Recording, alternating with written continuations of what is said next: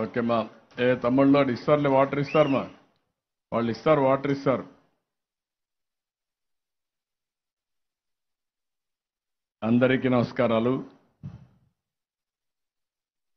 గౌరవనీయులు సహచర మంత్రివర్గ సభ్యులు నారాయణ గారు, గౌరవ శాసనసభ్యులు శ్రావణ్ కుమార్ గారు,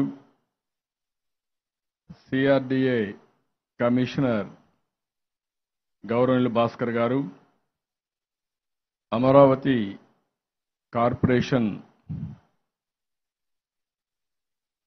మేనేజింగ్ డైరెక్టర్ అయినటువంటి లక్ష్మీపార్సారథి గారు, ఈరోజు ఈ కార్యక్రమానికి వచ్చిన రైతు సోదరి సోదరులందరికీ, అదే మాదిరిగా పత్రికా విలేకరులందరికీ నమస్కారాలు, అభినందనలు, శుభాభినందనలు.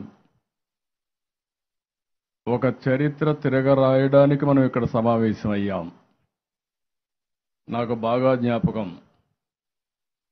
ఆ రోజు మీ నమ్మకం ఎంతంటే, ఇప్పుడే నారాయణ గారు చెప్పారు, ఆ రోజు నేను ఒక అమరావతి, ఒక రాజధాని, అప్పుడు పేరు కూడా లేదు, కొత్త రాష్ట్రం, అనేక సమస్యలున్నాయి, ఆర్థిక ఇబ్బందులున్నాయి, 16% లోటు బడ్జెట్తో ప్రారంభించాం, కూర్చోవడానికి కూడా ప్లేస్ లేకపోతే ఈ ఆఫీస్ ఉంటే ఈ ఆఫీసునే సెక్రటరియట్గా కన్వర్ట్ చేసుకుని పని ప్రారంభించాం.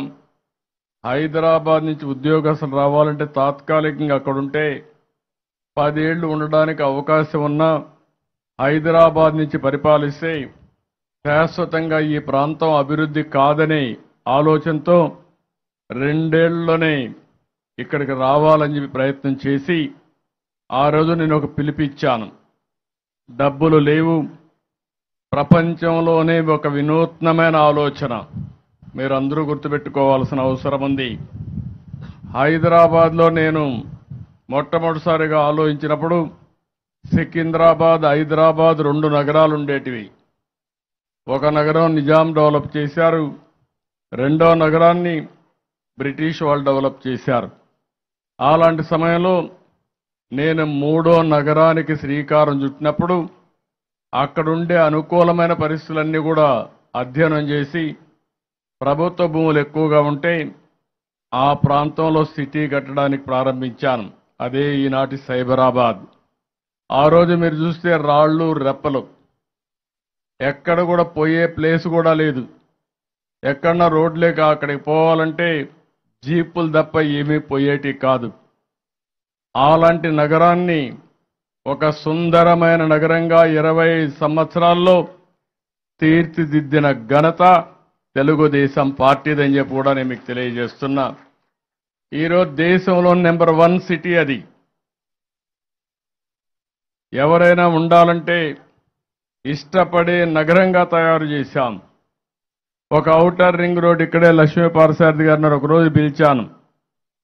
ఆవిడ ఆ రోజు చూస్తే అర్బన్ డెవలప్మెంట్ అథారిటీ కమిషనర్గా ఉన్నారు. మా చైర్మన్ కూడా పిలిచాను, నువ్వు ఎక్కువ రాజకీయం చేయొద్దు, ఇక్కడ ఆవిడ అభివృద్ధి చేస్తుందని ఒక హైదరాబాద్ మ్యాప్ తీసుకొని ఒక రింగ్ వేశాను. పోయి ఫీల్డ్లో స్టడీ చేసుకొని రమ్మన్నాను. స్టడీ చేసుకొని వచ్చింది. వస్తానే ఎన్ని కిలోమీటర్లు వస్తుందంటే రఫ్గా 160 వస్తుందంటే ఒకసారి మళ్ళీ చెక్ చేసుకోండి, పని ప్రారంభిస్తామని చెప్పి ఆ రోజు ఎవ్వరూ ఊహించిన రోజుల్లో 8 లేన్ రోడ్.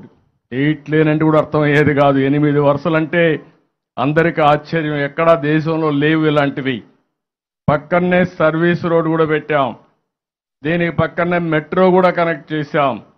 ఇవన్నీ కనెక్ట్ చేసి బెస్ట్ రోడ్డు రూపకల్పన చేసి ఈరోజు అయితే చాలా మంది అన్నారు, నేను 5,000 ఎకరాలు హైదరాబాద్ ఎయిర్పోర్ట్కి ఇస్తానంటే అందరూ కూడా నన్ను విమర్శించారు. 5,000 ఎకరాలు కావాలన్నా 100 ఎకరాలు సరిపోతుంది, 200 ఎకరాలు సరిపోతుందంటే కాదు, భవిష్యత్తు గురించి ఆలోచిస్తున్నా, మీరు ఈ రోజు గురించి ఆలోచిస్తున్నారు, నేను రాబోయే 100 సంవత్సరాల గురించి ఆలోచిస్తున్నానని ఆ రోజు నిర్ణయం చేశా.